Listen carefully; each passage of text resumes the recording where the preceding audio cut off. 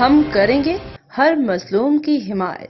अस्सलामुअलैकुम, मैं हूं हुरैन फातिमा और आप देख रहे हैं हिमायती न्यूज HD चैनल। नजर डालते हैं आज की अहम खबरों पर। गुलशन हदीद में सिंधी मजदूर जाहिद मेरानी का कत्ल, इंसाफ के सवालात, पुलिस मुजरिमों को पकड़ने में नाकाम। आज फिर एहतजाज की कॉल दी गई है। मेहरान हाईवे को मुकम्मल बंद किया जाएगा। गुलशन हदीद कराची में एक अफसोसनाक वाक़या पेश आया, जहां सिंधी मजदूर जाहिद मेरानी को बुध बाजार में सरेआम छुरियों के वार से कत्ल कर दिया गया। इस वाक़े ने न सिर्फ सिंध बल्कि पूरे मुल्क में गम और गुस्से की लहर दौड़ा दी है। सीनियर सहाफ़ी शबीर अबड़ू ने इस वाक़े पर शदीद दुख और अफसोस का इजहार करते हुए कहा कि यह कत्ल सिर्फ एक फर्द का नहीं बल्कि पूरी सिंधी कौम और इंसानियत का कत्ल है। उन्होंने सिंध के मजलूम अवाम के लिए इंसाफ की फराहमी का इदारों के लिए सवालिया निशान करार दिया। शबीर अबड़ू ने कहा कि यह कत्ल कौम परस्ती और फिरका परस्ती को हवा देने की साजिश लगती है। सिंधी एक मेहनत और खुददार कौम है जो हर नस्ल और फिरके के अपने साथ बसा कर रखते हैं, लेकिन फिर भी उन्हें निशाना बनाया जाता है। हाकम अली दल की रिपोर्ट। उन तरीक़े सां असां जदोजहद हलाईंदासीं ऐं जदोजहद का हिकिड़े ॾींहं जी न आहे, इहो घणो वक़्तु हलंदी। तंहिंजे करे पंहिंजे पाण जे अंदरि डिसिप्लिन पैदा कयो, उन सां गॾु असां सां हलो।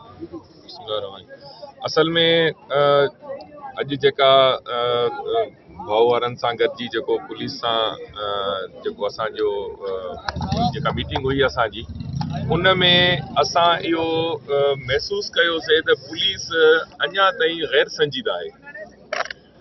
SSP साहब जो जेको तरीक़ेकार आहे या हिकिड़ा ॾुख में ॿुॾल जेको आहे सो हिकु ख़ानदान आहे, बजाए उनखे तसली ॾिनी वञे। SSP साहब जो रवैयो जेको आहे सो इंतिहाई एग्रेसिव रहियो आहे ऐं हू सम्झनि था त पुलिस असांजे लाइ त माना हू असांखे हक़ जी माखी था सम्झनि त बाबा हे सिंधी माण्हू आहिनि, हिननि खे जेको आहे हक़ जी माखी सम्झी लाहे वठंदासीं, हिननि खे पंहिंजी होॾ तां लाहे वठंदासीं। बाक़ी असां जिन सहूलियतकारनि या जिन माण्हुनि उन्हनि खे भॼण में मदद कई आहे या जेके माण्हू उन्हनि खे लिकाईंदा था वतन, असां उन्हनि जे लाइ उन्हनि खे जेको आहे सो नोटिफाई उहे माण्हू कराया आहिनि त उन्हनि खे खणण जे लाइ या उन्हनि खे विहारण जे लाइ जेको आहे सो पुलिस तयारु न आहे। छो जो उन्हनि जो तालुक़ कंहिं सगारी धुर सां आहे या रूलिंग पार्टी सां आहे या को ॿियो तरीक़ा या मनशियात जो पैसो आहे जेको हलाए करे हू जेको आहे सो पंहिंजो पाण खे पुलिस खां जेको आहे सो परे था रखनि, त पुलिस उन्हनि खे पाण वटि विहारण जे लाइ बि तयारु कान्हे का। हाणे जेकॾहिं न सहूलियतकार खे पुलिस विहारींदी, न उन्हनि जे मददगारनि खे पुलिस विहारींदी पाण वटि, न उहे माण्हू जेके उन्हनि खे भॼाए विया आहिनि, जेके उन्हनि खे लिकाई वेठा आहिनि, न पुलिस उन्हनि जे कढ वेंदी, त पोइ कातिल किथां गिरफ़्तार थींदा? संजीदगी त उतां नज़र अचे त पुलिस उहा फुटप्रिंट्स ते वञे। जेको असांजो टारगेट एहतजाज कोन्हे, असांजो टारगेट आहे त कातिल अरेस्ट थिए, पर पुलिस उन टारगेट ते वञण जे लाइ पंहिंजा फुटप्रिंट्स ॾेखारे त बाबा ही रस्तो आहे, असां वञूं था। पुलिस उन जे को बि रवैयो पुलिस जो संजीदगी वारो कोन्हे को। सो असां जहिड़े तरीक़े सां पहिरियां शहादत वारे ॾींहुं ऐलान कयोसीं, पुलिस असां खां 24 कलाक घुरिया, असां उन्हनि खे 3 ॾींहं ॾिनासीं।